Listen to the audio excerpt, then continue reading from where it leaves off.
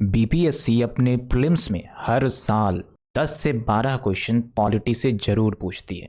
और ये मैं ऐसे ही नहीं बता रहा हूँ, आपके सामने पिछले 5-6 सालों का प्रीवियस ईयर क्वेश्चन का एनालिसिस रखा हुआ है। आप यहाँ पर देखिए, जो 70 बीपीएससी का जो एग्ज़ाम हुआ इंक्लूडिंग द री एग्ज़ाम, 14 क्वेश्चन इससे पूछे गए। और 71st के बीपीएससी प्रीलिम्स में भी, जो मैंने यहाँ मेंशन नहीं किया है, but after analysing all of that, तो वहाँ पर भी आपको 10 से 11 क्वेश्चन अप्रोक्स आए हैं। और थोड़ा सा समझने की ज़रूरत यह है कि इस बार पॉलिटी के जो क्वेश्चन थे थोड़ा सा ट्रिकी थे, क्वेश्चंस के ऑप्शंस को ट्रिकी बनाया गया था। लेकिन इसका मतलब ये नहीं कि हम उसे सॉल्व नहीं कर सकते थे। We can have easily solve that question.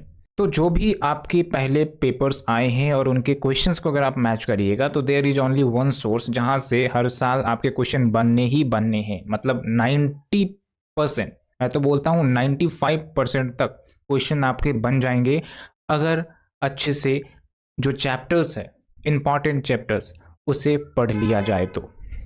अब आपका सवाल उठेगा कि वो इंपॉर्टेंट चैप्टर्स क्या हैं और कैसे पढ़ा जाए, क्योंकि आपने साइंस में भी कुछ ऐसे ही सवाल हमसे पूछे थे और हमने आपको बखूबी एक वीडियो के माध्यम से प्रोवाइड किया था। तो आज के इस वीडियो में हम क्या पढ़ने वाले हैं, देखने वाले हैं। तो पहली बात तो ये कि हमें रीड क्यों करना चाहिए लक्ष्मीकांत, इसको समझेंगे, क्योंकि बात तो यहाँ पर सिर्फ प्रीलिम्स की नहीं हो रही है, मेंस का भी एक बहुत ही इम्पॉर्टेंट रोल ये पॉलिटी आपका करेगा। और फिर हम मूव ऑन करेंगे। जो एक बहुत बड़ा कन्फ्यूजन भी रहता है कि किसी के पास पुराने वर्जन एम लक्ष्मीकांत के मौजूद हैं, किसी के पास नए हैं, तो उसको कैसे टैकल करें, क्या नया लेना पड़ेगा या फिर पुराने से चल जाएगा। फिर होगा हमारा प्रीलिम्स का important topics which is very very crucial, क्योंकि यहीं पर मैक्सिमम एस्पिरेंट्स गलती कर देते हैं। उनको लगता है कि पॉलिटी से तो कहीं से भी क्वेश्चन पूछ लिया जाएगा, बट ऐसा नहीं होता है। उसके बाद हम कुछ मेंस बूस्टर टॉपिक्स पर भी बात करेंगे, क्योंकि आपका एम सिर्फ प्रीलिम्स क्वालिफाई करना नहीं, मेंस के साथ साथ इंटरव्यू भी क्वालिफाई करना होता है। एंड यहाँ पर एक और इम्पॉर्टेंट बात, जैसे कुछ हमारे एस्पिरेंट्स होंगे, हमारे भाई बंधु होंगे जो यूपीएससी की भी तैयारी कर रहे होंगे, तो उनके लिए भी मोर और लेस इन्हीं सब चैप्टर से आपका क्वेश्चंस घूमता है। हाँ, थोड़ा सा यूपीएससी में डायनेमिसिटी ज़्यादा होती है, कुछ डायनेमिक क्वेश्चंस पूछे जाते हैं जो हो सकता है बुक में ना हो, लेकिन इसका मतलब ये नहीं कि आप बुक के चैप्टर्स को पढ़ना छोड़ देंगे एक दो क्वेश्चन के लिए, ऐसा तो नहीं होता ना। तो इसीलिए उनके लिए भी ये चैप्टर्स महत्वपूर्ण हो जाते हैं। तो चलिए शुरुआत करेंगे एक एक करके। मैंने शायद बता दिया है प्रीलिम्स के एनालिसिस के आधार पर कि भाई अगर 12-13 क्वेश्चन भी आते हैं ना, तो अगर आप लक्ष्मीकांत को अच्छे से पढ़ के जाते हो तो बहुत ही इजी क्वेश्चंस आते हैं और इजीली आप सॉल्व कर सकते हो। और बहुत सारे जो हमारे भाई बंधु हैं उनके मैसेज भी आते हैं कि सर 1 नंबर से या फिर हाफ नंबर से हमारा रह गया। तो आप समझो कि क्या पता वो 1 नंबर या आधा नंबर आपको पॉलिटी के क्वेश्चंस दिला सकते थे, जो कहीं ना कहीं आप मिस कर गए होगे, कुछ चैप्टर्स पढ़ के नहीं गए होगे। इसीलिए कभी भी आपको हल्के में नहीं लेना है। कोई नॉन डोमिनेंट सब्जेक्ट है तो ऐसा नहीं कि उसको इग्नोर कर देना है कि भाई इससे क्या ही क्वेश्चन आएगा, छोड़ देते हैं। कम से कम इंपॉर्टेंट चैप्टर्स करके तो जरूर जाना चाहिए। अगर आपके पास टाइम नहीं है, आपके पास 1 महीने या फिर 15-20 दिन बचे हैं। दूसरा है मेंस रेलेवेंस, यहीं पर हम बात कर लेते हैं कि जैसे देखिए जो GS2 बीपीएससी का पेपर होता है, उसमें आपके जो सेक्शन होते हैं उसमें एक सेक्शन होता है आपका पॉलिटी का, ठीक है। टोटल 3 सेक्शन होते हैं और पॉलिटी में अकेले सेक्शन 1 से 114 मार्क्स के क्वेश्चन आते हैं, जिसमें शॉर्ट्स के क्वेश्चन और लॉन्ग के 2 क्वेश्चन आते हैं 38 मार्क्स का। अब सिर्फ GS2 से आप इसको मत रिलेट करो कि भाई 114 नंबर बस, नहीं, यहीं पर आप गलत सोच लेते हो। आप याद करो GS का पेपर 1 जिसमें आपके करंट अफेयर्स के क्वेश्चन होते हैं, और वो जो करंट अफेयर्स के क्वेश्चन होते हैं उसमें से भी कुछ क्वेश्चंस आपको पॉलिटी से रिलेट होते हुए दिखेंगे, पक्का है। तो मोर देन 114 मार्क्स आपके अपने कंट्रोल में हो जाते हैं अगर आप पॉलिटी को अच्छे से कवर करते हो। दूसरी बात यह है कि प्रीलिम्स का जो टॉपिक है और मेंस का जो टॉपिक है उसमें थोड़ा सा अंतर होता है, उसके बारे में हम आगे चर्चा कर लेंगे, नो इश्यू। अब एक जो बड़ा डिबेट चलता है कि सर मेरे पास पुराने बुक पढ़े हैं, और कुछ एस्पिरेंट्स ये भी बोलते हैं कि मुझे नया खरीदना चाहिए, सेकंड हैंड खरीदना चाहिए। तो देखिए यहाँ पर क्लैरिटी ये है कि अगर आपके पास पुराना बुक पड़ा हुआ है, रखा हुआ है, तो आप पुराने वाले को ही पढ़ सकते हैं, कोई इश्यू नहीं है, लेकिन ज़्यादा पुराना नहीं होना चाहिए। एग्जाम्पल के तौर पर मेरे पास 2017 का ही बुक रखा हुआ है, 5th एडिशन वाला। अब इसका मतलब ये नहीं कि मैं 2017 से ही तैयारी कर रहा था, ऐसा नहीं है। मार्केट में उस समय जो था तो मैंने उसे परचेज किया था। तो 5th एडिशन का बुक मेरे पास रखा हुआ है। मुझे जब भी रिवीजन करना होता है मैं एक बार बस गो थ्रू कर जाता हूँ और फिर काम हो जाता है। लेकिन जो नया खरीदना चाहते हैं वो नया खरीद सकते हैं, कोई इशू नहीं है। इसमें आपको थोड़ा अपडेटेड इन्फॉर्मेशन मिलेगा, और पुराने वाले में आपको जो नए नए कुछ ऑर्गेनाइजेशंस ऐड हुए हैं या फिर कुछ अमेंडमेंट्स हुए हैं वो सब देखने को नहीं मिलेगा। तो आप ये कर सकते हो कि मैं जो चैप्टर का लिस्ट अभी बता रहा हूँ और मैं टेलीग्राम पर भी डाल दूंगा, वो आपका लेटेस्ट जो बुक मार्केट में है उसका चैप्टर्स है। तो आपके पास जो भी बुक हो पुराना वाला, तो आप देख लें, चैप्टर्स मैच कर लें कि कौन से चैप्टर्स छूटे हुए हैं, और उस चैप्टर्स को आप अपडेट कर सकते हैं। जो टॉपिक्स हम आपको पढ़ने बोलेंगे, कुछ अमेंडमेंट्स नए नए हुए होंगे तो आप उसको भी अपडेट करेंगे। ज़्यादा कुछ कॉन्स्टिट्यूशन में अपडेट नहीं होता है। नाउ अब हम अपने मेन टारगेट की शुरुआत करते हैं, यानी कि जो चैप्टर्स हमें पढ़ने हैं। अभी हम फिलहाल अपना जो टॉपिक है चैप्टर्स है वो प्रीलिम्स स्पेसिफिक रखने वाले हैं, फिर हम मेंस को देखेंगे। फिर हम उससे पहले ये भी देखेंगे कि पढ़ना कैसे है, किस तरीके से पढ़ना है, क्योंकि ये भी एक बहुत बड़ा बर्डन होता है एस्पिरेंट्स का, और मैसेजेस डेली बेसिस पे मुझे आता है, और मुझे कहीं ना कहीं इस दिशा में आपको सही दिशा देने की ज़्यादा ज़रूरत लगती है, क्योंकि यहाँ पर अगर आप गड़बड़ कर जाओगे तो फिर सारा मामला चौपट हो जाएगा। तो चलिए शुरुआत करते हैं। जो बीपीएससी की पॉलिटी आप एम लक्ष्मीकांत पढ़ोगे प्रीलिम्स के लिए, तो उसको मैंने 4 सेक्शंस में डिवाइड किया है चैप्टर्स को बेस्ड ऑन प्रायोरिटी। पहला हमने रखा है कोसी। यहाँ पर आप नाम देख लीजिए। कोसी क्यों रखा? क्योंकि कोसी आपको भी पता है सौरव विहार है, तो अगर आप इसे कंट्रोल अच्छे से कर पाते तो आपकी जो डिजास्टर प्रिवेंशन है वो स्ट्रांग हो जाएगी, और फिर आपको फ्लड से राहत मिल सकती है। तो ये हो गया आपका डू और डाई चैप्टर्स, मतलब करना ही करना है। 60% तक क्वेश्चन यहाँ से लड़ते हैं। दूसरा है दरभंगा, मेरे ख्याल से कुछ एस्पिरेंट दरभंगा के भी होंगे। तो ये जो नाम रखा है मैंने वो इसलिए रखा है कि भाई ये चैप्टर आप पढ़ लोगे तो आपका जो डर है पॉलिटी का वो निकल जाएगा, यानी कि इस चैप्टर को इग्नोर नहीं करना है, इसे भी पढ़ना है। तीसरा है हौसला, और हौसला मैंने इसलिए रखा है कि भाई जिसके पास समय होता है वो और ज़्यादा हिम्मत करके इन चैप्टर्स को पढ़ सकता है, ताकि वो अपनी सुरक्षा को और ज़्यादा मजबूत कर ले। यानी कि समय मिले तो पढ़ें और फिर अपनी तैयारी को तंदुरुस्त करें। फिर है गुरूर। गुरूर मैंने जानबूझकर रखा है क्योंकि कुछ जो बहुत ही जो सीरियस पेरेंट्स होते हैं उनको लगता है कि नहीं मैं एक एक चैप्टर एक एक लाइन पढ़ लूँगा, तो ये गुरूर नहीं करना है। और इसके अंतर्गत जो चैप्टर्स हम इग्नोर करने बोलेंगे वो आप इग्नोर करोगे, ठीक है। तो ये आपको डिवीजन पता चल गया। अब चलते हैं एक एक करके। पहले कोसी के चैप्टर को देखते हैं। तो कोसी में आपको क्या ध्यान रखना है, जो चैप्टर 5 है प्रीएम्बल, उसके बाद चैप्टर 6 यूनियन एंड टेरिटरी, उसके बाद चैप्टर 8 फंडामेंटल राइट्स यानी कि मूल अधिकार। इसमें कुछ कुछ इंपॉर्टेंट चीज़ होती है, लाइक आर्टिकल्स पूछे जाते हैं, कुछ कंसेप्चुअल बेस पूछ सकते हैं, लाइक राइट टू इक्वालिटी का क्या मतलब होता है, ठीक है। तो ऐसे करके क्वेश्चन आते हैं और बहुत सारा क्वेश्चन इससे बनता है। उसके बाद डीपीएसपी यानी कि directive principle of state policy, यहाँ से भी क्वेश्चन अच्छा खासा आता है। फिर अमेंडमेंट आपको पढ़ना है।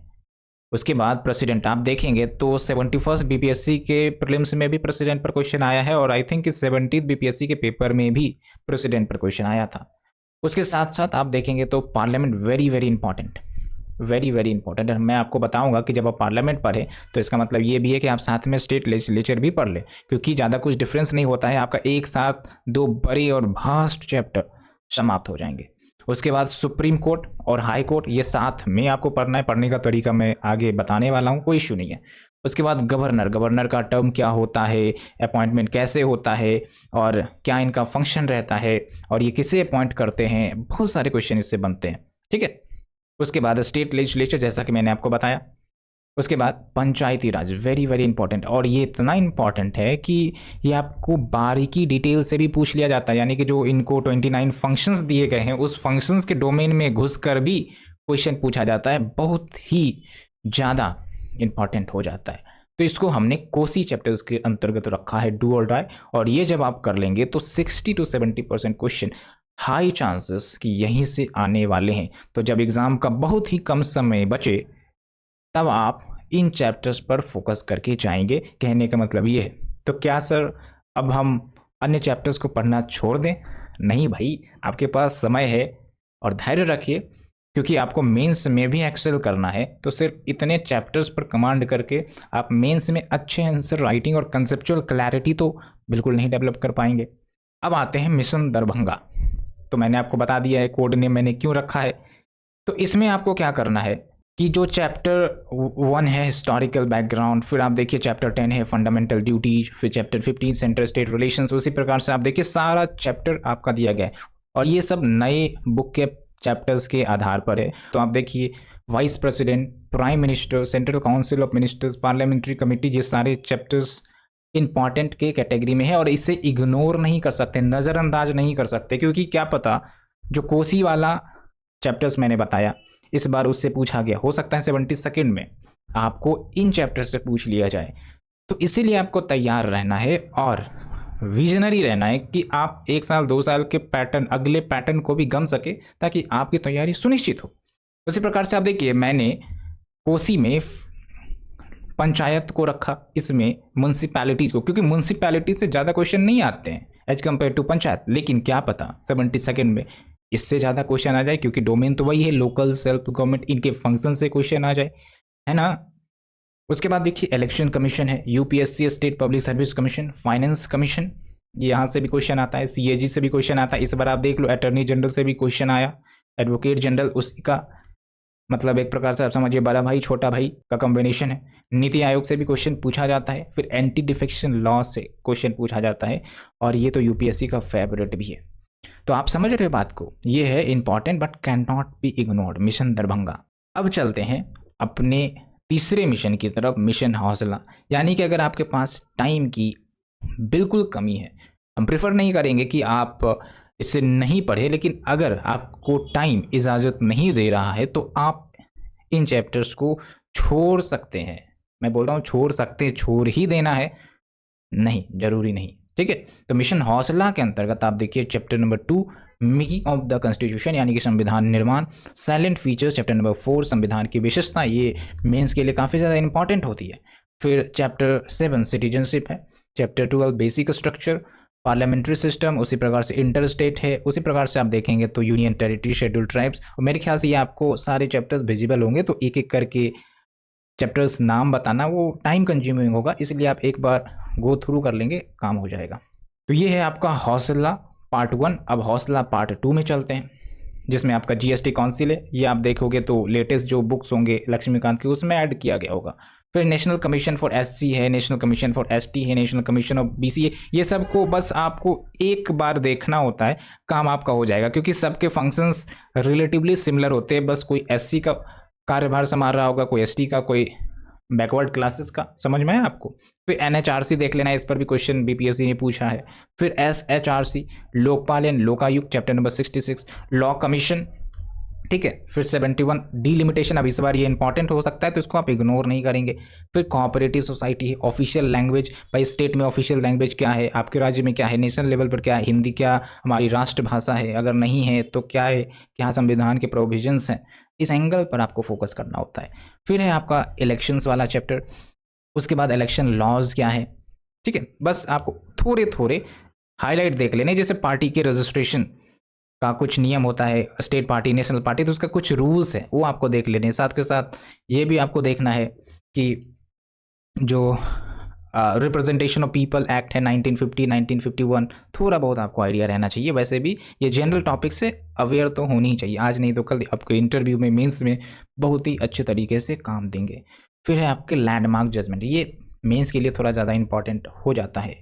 तो इतना जो चैप्टर्स मैंने आपको बताया है ये है कि आपको पढ़ना है, और जब आप हौसला पार्ट 2 तक अच्छे से कवर करते हैं तो आपका मेंस का भी मेजॉरिटी ऑफ द टॉपिक, मैं तो कहूँगा कि जितने भी क्वेश्चन के डोमेन आते हैं आपके मेंस में या प्रीलिम्स में, वो इसी के इर्द गिर्द घूमते हैं, और आप बहुत ही अच्छा कर पाओगे मेंस में भी।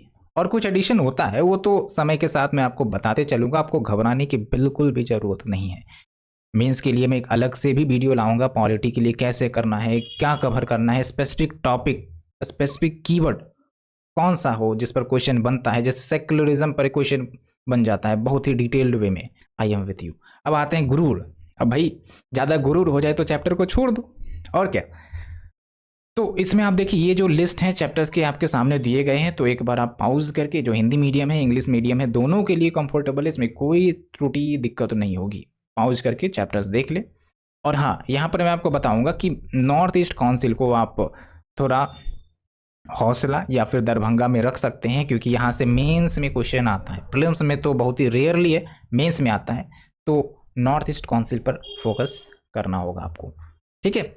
उसके बाद देखिए ये जो फॉरेन पॉलिसी है, नेशनल इंटीग्रेशन है, प्रेशर ग्रुप से यहाँ से क्वेश्चन आते ही नहीं है, तो बेकार में टाइम वेस्ट करने से कोई फ़ायदा नहीं होगा। तो ये हो गया आपका पूरा गुरूर का पार्ट 2 भी, और गुरूर का पार्ट 1। अच्छा, गुरूर का पार्ट 1 इधर है। Concept of constitution, cabinet committee, parliamentary group, judicial activism, national commission for minority, central information commission, इन सब से आपका क्वेश्चन बहुत ही रेयरली न के बराबर ही आता है। कम से कम पिछले 10 साल में तो क्वेश्चन न ही आया है। लेकिन हाँ, जब हम पढ़ेंगे ना, जब हम आपको बताऊंगा कि पढ़ना कैसे है, तो आप देखेंगे कि कुछ कुछ चैप्टर्स को हमने पढ़ने के प्रायोरिटी में रखा है, ताकि आपकी जो बेसिक अंडरस्टैंडिंग है, नॉलेज है, वो अच्छे से डेवलप हो और वो एक नेक्स्ट लेवल पर जाए।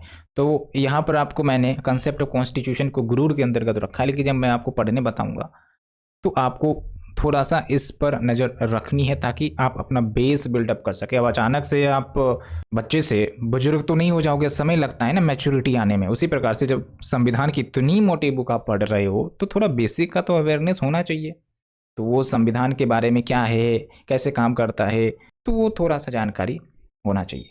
तो मेरे ख्याल से ये आपका हो गया गुरूर वाला पार्ट 2 भी खत्म, और अपनी जो एनर्जी है वो दूसरी जगह आप लगा सकते हैं। रादर हम इन चैप्टर्स पर टूट पड़े, पूरा समय बिखेर दे, तहस नहस कर दे, तो ऐसा नहीं होना चाहिए, ठीक। अब आते हैं नेक्स्ट पार्ट जो प्रीलिम्स के लिए होगा, उसके बाद हम मेंस पर चर्चा करेंगे, पढ़ना कैसे उस पर चर्चा करेंगे। तो आप देखेंगे कि जब आप लक्ष्मीकांत के सारे चैप्टर्स को ख़त्म करते हैं, तो उसके बाद अपेंडिक्स के कुछ लिस्ट होते हैं, जिसमें आपको कुछ इंपॉर्टेंट आर्टिकल्स या फिर अदर टॉपिक का जो समरी टाइप अपडेट दिया रहता है। तो यहाँ से भी कभी कभी क्वेश्चन आते हैं। तो कम से कम आप अपेंडिक्स 1 जो आर्टिकल्स है, क्योंकि आर्टिकल्स बीपीएससी का फेवरेट है, तो इंपॉर्टेंट आर्टिकल्स को देखेंगे। अपेंडिक्स 2 जिसको आपको हल्की नज़रों से, हल्की निगाहों से, ऐसा नहीं कि पूरा रटने बैठ जाना है, जो इंपॉर्टेंट सब्जेक्ट्स हैं, यूनियन के लिस्ट में क्या आते हैं, स्टेट के लिस्ट में क्या आते हैं, ठीक है, कॉन्करेंट लिस्ट में क्या आता है, रेसिड्यूरी पावर किसका है, वो तो चलो आप पार्लियामेंट में भी देखोगे। तो ये थोड़ा सा हल्की बोलते हैं ना, सरसरी निगाहों से देख लेना है। फिर अपेंडिक्स 3 टेबल ऑफ प्रेसिडेंट, ना भी करोगे तो चलेगा, कोई इशू नहीं है। और हाँ, अपेंडिक्स 4 जो कि कॉन्स्टिट्यूशनल अमेंडमेंट है, क्योंकि लेटेस्ट में बहुत सारी अमेंडमेंट हो रही है। नारी शक्ति अधिनियम जो 127 बिल है, तो वो सब पर आपको जानकारी होना चाहिए कि वो किससे रिलेटेड है, क्योंकि बीपीएससी का फेवरेट रहा है, अमेंडमेंट से क्वेश्चन पूछा जाता है। उसके बाद आप देखेंगे कि 42nd 44th अमेंडमेंट से भी क्वेश्चन आते हैं। तो आपको सारे अमेंडमेंट नहीं करने, इंपॉर्टेंट अमेंडमेंट, और उसकी भी लिस्ट मैं आपको टेलीग्राम पर, वीडियो के माध्यम से तो नहीं, टेलीग्राम के माध्यम से आपको ज़रूर प्रोवाइड कर दूंगा। तो ये आप सब करें, और आपका जो प्रीलिम्स पर कंट्रोल है वो बहुत ही ज़्यादा मजबूत होगा, और मेंस पर भी बहुत ही अच्छी पकड़ बनेगी। आप आंसर कॉन्फिडेंस के साथ, मैं बोलता हूँ कॉन्फिडेंस के साथ आप लिख सकते हो। तो अब चलते हैं हम अपने अगले टॉपिक कि भाई हमने टॉपिक्स बता दिया, लेकिन जब इतनी मोटी मोटी किताबें हमें दिखती हैं, पहला पेज पलटा भाई डर लगने लगा, दूसरा पेज पलटा तो और ज़्यादा डर लगने लगा, यूनियन एंड टेरिटरी के टॉपिक में गए तो मेरी जो धड़कनें हैं और बढ़ने लगी। तो कैसे किया जाए? तो इसका भी एक तरीका है। जैसे मैंने साइंस में आपको बताया कि कॉमन चैप्टर्स कैसे करके एक साथ करके आप पढ़ोगे तो आपका बोझ या बर्डन बिल्कुल रिलैक्स हो जाएगा। तो उसी प्रकार से यहाँ पर भी आपको करना है, जो मैं आपको चैप्टर सेग्रीगेट करके बता रहा हूँ। तो जो पढ़ने का तरीका है उसको मैंने 6 स्टेज में बांटा है, और ये सारे बिहार के फेमस पर्सनालिटी या नाम से रिलेटेड हैं। वो इसलिए ताकि आपको बिहार के बारे में भी, बिहार के इतिहास के बारे में भी जानकारी मिले, और नई नई एक्सपेरिमेंट्स करना मुझे मज़ा आता है, इसलिए मैंने इस एक्सपेरिमेंट को किया। तो स्टेज 1 रहेगा आपका नालंदा, और नालंदा आपको पता है ज्ञान का आधार। तो आपका ज्ञान का आधार क्या होगा? जब आपकी बेसिक्स मजबूत होगी तभी ना। तो इसमें कुछ लिस्ट ऑफ चैप्टर्स आएंगे जहाँ पर आपको बेस या फाउंडेशन मजबूत करना होगा, ठीक है। उसके बाद हम आएंगे पाटलिपुत्रा। पाटलिपुत्रा किस लिए याद किया जाता है? सत्ता का केंद्र। तो आप समझिए कि यहाँ पर आप पढ़ोगे गवर्नमेंट के बारे में, पीएम सीएम के बारे में, तो इन सब के बारे में आप पढ़ोगे। फिर हम मूव ऑन करेंगे विक्रमशिला, यानी कि जो ज्ञान का विस्तार, इसको हमने दिया है क्योंकि जब आप ये बेसिक सत्ता का केंद्र पढ़ते हो तो फिर ज्ञान का विस्तार आता है। फिर इश्यूज के बारे में आप जानना चाहते हो, फेडरल इश्यू क्या है, कौन से संघवाद इश्यू जो प्रेजेंट मोमेंट में है, जो दिक्कत करते हैं स्टेट और सेंटर के रिलेशंस को, तो वो सब भी आपको विक्रमशिला स्टेज 3 में देखने को मिलेगा। फिर है आपका स्टेज 4 यानी कि लोकतंत्र का आधार, वैशाली। मैंने वैशाली क्यों लिखा है ये आपको कमेंट में जवाब देना है, ठीक है। और वैसे आप समझिए कि यहाँ पर हमें पढ़ना है जो पंचायती राज सिस्टम है, म्यूनसिपैलिटीज है, जो मतलब लोकल सेल्फ गवर्नमेंट है, यहीं से तो लोकतंत्र का आधार बनता है। फिर स्टेज 5 चाणक्य, यहाँ पर आपको कूटनीतिक समझदारी सिखाई जाती है, जहाँ पर आप इश्यूज को गहरे से समझ सकते हो, ठीक है, स्ट्रेटजिक मास्टरी जिसको कहते हैं। उसके बाद आप आओगे हल्के चैप्टर्स में, मतलब जब आपने सारे कम्प्लेक्स चैप्टर्स को पढ़ लिया इजी तरीके से, उसके बाद निर्वाणा की स्थिति में यानी कि पीस ऑफ माइंड, ठीक है। तो ऐसे चैप्टर्स को पढ़ने में आपको हलवा लगेगा। तो आपका विजय पथ नालंदा से निर्वाणा तक, कोई हमें बता सकता है कमेंट में निर्वाणा हम किसे कहते हैं और कौन से पर्सनालिटी है जिन्होंने निर्वाणा हासिल किया था और कहाँ से किया था? तो आप ज़रूर बनाइए, बताइए, और थोड़ा सा कमेंट में एक्टिव रहने का प्रयास करिए, क्योंकि ये ऐसा नहीं कि मैं सिर्फ चीख कर चिल्ला चिल्ला कर बोल रहा हूँ। जो पढ़ाई होती है वो टू वे होती है, आप अपने विचारधारा को एक्सप्रेस करिए, इससे आपकी जो सोशल स्किल्स है वो भी विकसित होती है। तो मल्टीपर्पज़ होता है, बी इंगेज्ड, जहाँ जरूरत पड़े वहाँ कूद पड़िए जवाब देने के लिए। अब चलते हैं हम स्टेज 1 यानी कि नालंदा के टॉपिक्स में, जहाँ पर आपका फाउंडेशन बनेगा।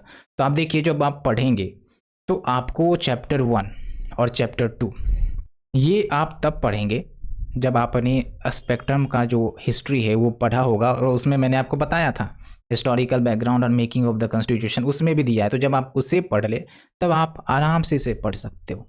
अदरवाइज अगर आप शुरू से ही इसे छेड़ोगे तो बहुत ही कम्प्लेक्स है, तो बहुत ही दिक्कत हो जाएगी। तो स्पेक्ट्रम को पढ़िए, तब आप यहाँ पर आइए, तब तक आपको हिस्ट्री का अच्छा खासा ज्ञान हो जाएगा।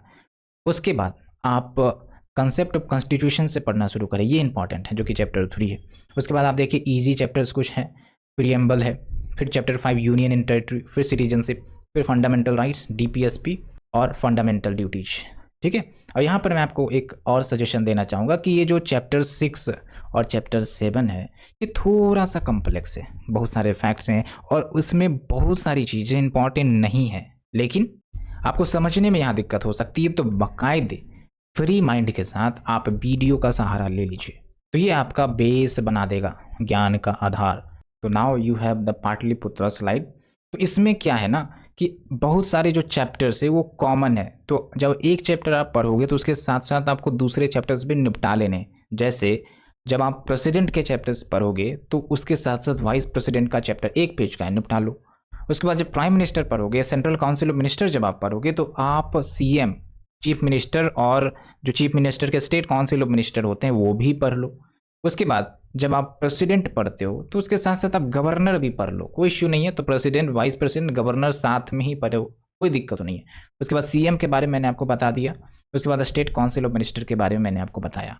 उसी प्रकार से मैंने आपको क्या बताया कि जो आपके पार्लियामेंट है और स्टेट लेजिस्लेचर है उसको भी साथ में पढ़ सकते हैं। जैसे यहाँ पर देखिए जो हमारा तीसरा सेक्शन है वो है विक्रमशिला। तो यहाँ पर हम कुछ कम्प्लेक्स सिचुएशंस को समझने की कोशिश करते हैं। तो इसमें पार्लियामेंट्री सिस्टम आ जाता है, संसदीय व्यवस्था जो चैप्टर 13 है, फिर फेडरल सिस्टम आता है, सेंट्रल स्टेट रिलेशंस आते हैं, इंटर स्टेट रिलेशंस आते हैं। ये बहुत ही कॉमन इश्यू है, फेडरलिज्म का इश्यू है, तो आप इसको साथ में पढ़ो तो हर एक एंगल आपका कवर हो जाएगा। फिर आप शेड्यूल एरियाज एंड कुछ स्पेसिफिक चैप्टर्स पढ़ सकते हैं, like union territory, schedule and tribal area. ये सब क्या है? एक प्रकार से स्पेशल एरिया ही तो है जो संविधान में जगह मिली है, कुछ स्पेशल प्रोविजंस लागू होते हैं इस पर, तो आप इसे कवर करोगे तो आप ये भी देखोगे कि यूनियन टेरिटरीज किस प्रकार से फेडरलिज्म के अगेंस्ट है कि नहीं है। जैसे दिल्ली का एग्जाम्पल आप ले सकते हो, चंडीगढ़ का एग्जाम्पल आप ले सकते हो, लेकिन वहीं आप जीएसटी काउंसिल को देखोगे तो ये फेडरलिज्म का एग्जाम्पल है। तो ये हॉलिस्टिकली आपको फेडरल और यूनिटरी के सेक्शंस को काफ़ी गहराई से समझने में मदद करेगा। उसके बाद जो है स्टेज 4 पर आते हैं, यानी कि वैशाली। और यहाँ पर आपको क्या है कि पंचायती राज और म्यूनसिपैलिटीज साथ में पढ़ना है, ग्रास रूट डेमोक्रेसी का एग्जाम्पल है। उसके बाद इंटीग्रेटेड जस्टिस में basic structure, supreme court, high court साथ में पढ़ना है। अगर टाइम मिले तो हल्का नज़र से आप सबऑर्डिनेट कोर्ट को भी देख लेंगे। फिर लॉ ऑफिसर्स की बात करें तो देख लो आप, अटर्नी जनरल, एडवोकेट जनरल साथ में ही पढ़ना है, कोई इश्यू नहीं है। उसके बाद आते हैं स्टेज 5 यानी कि चाणक्य, कूटनीति। ठीक है, और यहाँ पर आपको क्या करना है, जो स्ट्रेटेजिक कंसेप्ट लाइक संविधान में संशोधन कैसे होता है, इमरजेंसी प्रोविजंस, आर्टिकल 352, 356, ये सब के चैप्टर्स दिए गए हैं, चैप्टर्स के नाम दिए गए, तो आपको घबराने की बिल्कुल ज़रूरत नहीं है। फिर कुछ स्ट्रैटेजिक बॉडी, इलेक्शन कमीशन पर तो इस बार मेंस में क्वेश्चन बनने का पूरी संभावना है, SIR पर भी क्वेश्चन बन सकता है। ठीक है, उसके बाद UPSC, state public service commission, finance commission, और ये अभी 16th फाइनेंस कमीशन मेरे ख्याल से न्यूज में काफ़ी चर्चा में है, तो प्रीलिम्स और मेंस दोनों के लिए इंपॉर्टेंट हो सकता है। उसके बाद है आपका CAG, फिर नीति आयोग, CAG यानी कि competitor and auditor general of India, और चैप्टर्स आपके मेंशन है। और शायद मैंने यहाँ पर 2 चैप्टर्स मिस कर दिए है, तो उसको भी आपको ध्यान रखना है। जो पार्लियामेंट है और स्टेट लेजिस्लेचर है उसको भी करना है, वो तो इम्पॉर्टेंट है ही। तो इस तरीके से आप पढ़िए, आपका पूरा जो कंसेप्ट बिल्डिंग से लेकर पूरी पीस ऑफ माइंड निर्वाणा तक आपको एक एक कंसेप्ट मजबूत कर देगा। अब आते हैं एक और सेक्शन जो हमारा बचा है, स्टेज 6 यानी कि निर्वाणा, मन की शांति। जब सब कुछ हो गया है, सब कुछ संतुष्ट हो गए आप, अब कुछ विचलन हो रही है कि भाई कुछ नया पढ़ते हैं, कुछ नया पढ़ते हैं, तो ऐसे में आप इन सब चैप्टर्स को उठा लीजिए, पढ़ लीजिए एक बार। National commission for SC, national commission for ST, लेकिन ये ध्यान रखना इसमें अगर कुछ ऐसे चैप्टर हैं जो प्रीलिम्स के टॉपिक मैंने बताए तो उसको आप ज़रूर पढ़ लेंगे। तो इस तरीके से आपका पूरा पढ़ने का जो तरीका है, जो चैप्टर वाइज सेक्शंस है, वो मैंने आपको बता दिया। अब ये आप पर निर्भर करता है कि आप किस तरीके से पढ़े। हो सकता है आप चैप्टर 1, चैप्टर 2 करके पढ़े, तो आपकी जिम्मेदारी और आपकी अधिकार है। ठीक है, इसमें कोई इशू नहीं है, आपको जैसे आसान लगे वैसे पढ़। अब आते हैं, मेरे ख्याल से लंबा लेक्चर हो गया होगा, तो अब ज़्यादा समय आपका नहीं लेंगे, मेंस स्पेसिफिक चैप्टर्स की बात करते हैं। तो जब हमने 6 स्टेजेज में बात करी आपको जो चैप्टर्स कैसे पढ़ने, तो उसमें आपका मेंस का भी चैप्टर्स कवर हो रहा है। लेकिन अगर आप हमसे पूछोगे कि सर स्पेसिफिक चैप्टर्स और कीवर्ड जिस पर क्वेश्चन बन सकता है उस पर बताइए, तो आप पहले पढ़िए जितने चैप्टर्स मैंने बताए, उसके बाद मैं जल्द ही जो इम्पॉर्टेंट चैप्टर्स है मेंस का, वो भी टेलीग्राम के माध्यम से आपको अपडेट कर दूंगा, क्योंकि तब तक मैं आपकी पढ़ाई भी हो जाएगी और कुछ जो चैप्टर्स होंगे हाई प्रायोरिटी वाले तो वो आपके नॉलेज में आ जाएंगे। तो आप अगर 72nd का मेंस दे रहे हो या 71st का ही क्यों ना दे रहे हो, तो लास्ट मोमेंट में आप उन चैप्टर पर फोकस करेंगे। लेकिन इसका मतलब ये तो नहीं ना कि आप बहुत सारे चैप्टर अभी छोड़ देंगे, क्योंकि आपके पास समय है। तो आप पढ़िए आराम से, समझदारी से, और कहीं ना कहीं जो इन्फॉर्मेशन है वो एक दूसरे से लिंक होती है और काम देती है, तो कोई इश्यू नहीं है, मैं आपको टेलीग्राम के माध्यम से ज़रूर प्रोवाइड करने वाला हूँ। ठीक, तो आप घबराएं बिल्कुल नहीं, अपना कॉन्फिडेंस बना के रखें और सही तरीके से प्रिपरेशन करते चले। तो ये पूरी जो सीरीज है हमने कंक्लूड कर ली है। उम्मीद करते हैं आपको अच्छे से समझ में आ गया होगा कि क्या पढ़ना है, कैसे पढ़ना है, कहाँ तक पढ़ना है, क्यों पढ़ना है, कितने डेप्थ में पढ़ना है, क्या इंपॉर्टेंट चैप्टर्स है, क्या इंपॉर्टेंट टॉपिक है। So thank you very much.